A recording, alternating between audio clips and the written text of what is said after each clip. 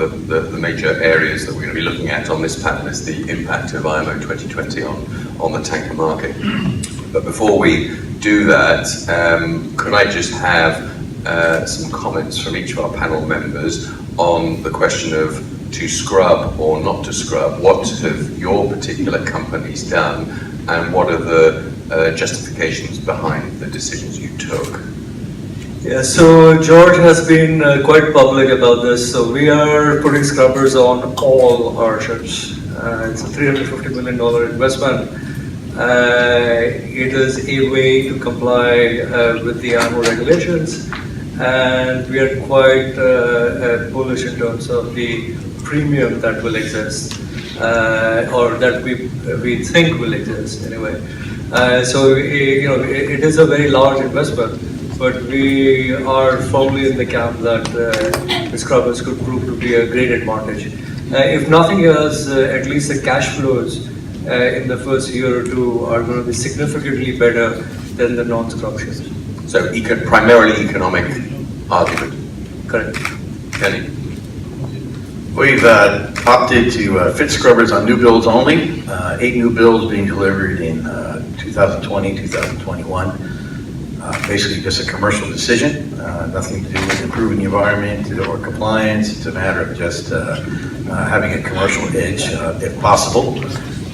So this is quite an honest answer. I mean, this is strictly a commercial decision. They get one up on the commercial side in the market. So, we've opted for the open loop scrubber. A lot of discussion about open loop scrubber, of course. We're not afraid of this situation. We've been operating in ECA zones for many years. We're spend most of the time at sea, so these bans on open loop scrubbers are, as far as I'm concerned, not based on science. They're based on commercial issues also.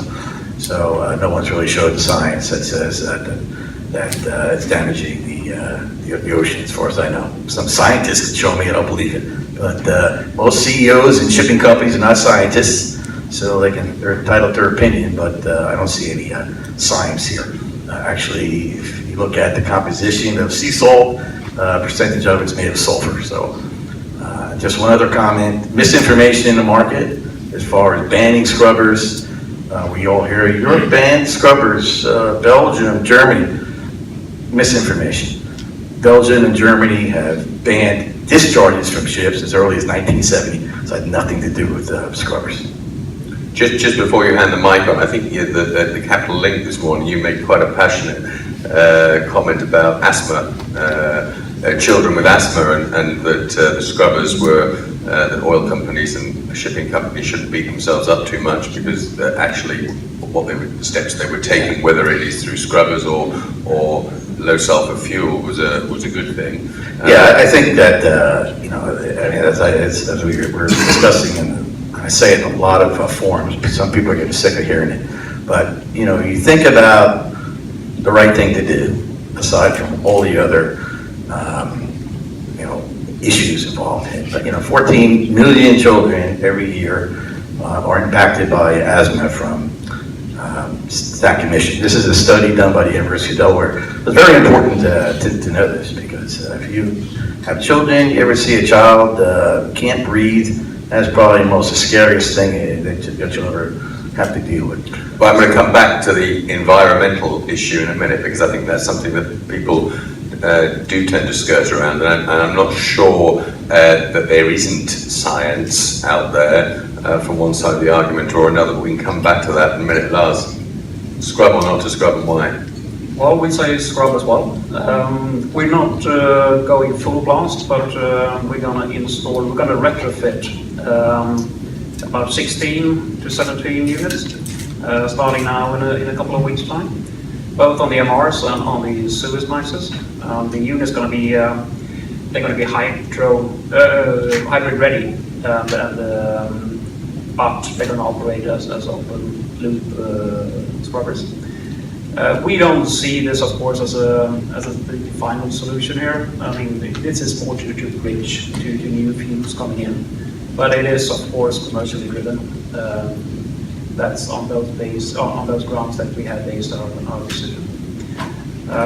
So yes, scrubber on most of the Stena operated vessels, yes.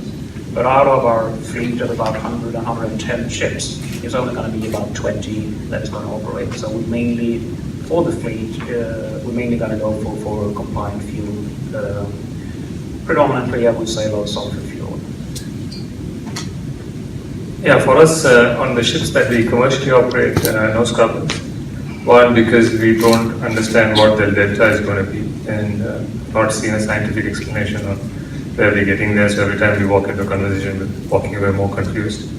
So I think definitely no. And second thing, we also feel that the technology is still very primitive in terms of water scrubbing, and the complications that can add to maintenance and other issues while people operate on board, and some of the challenges in the current design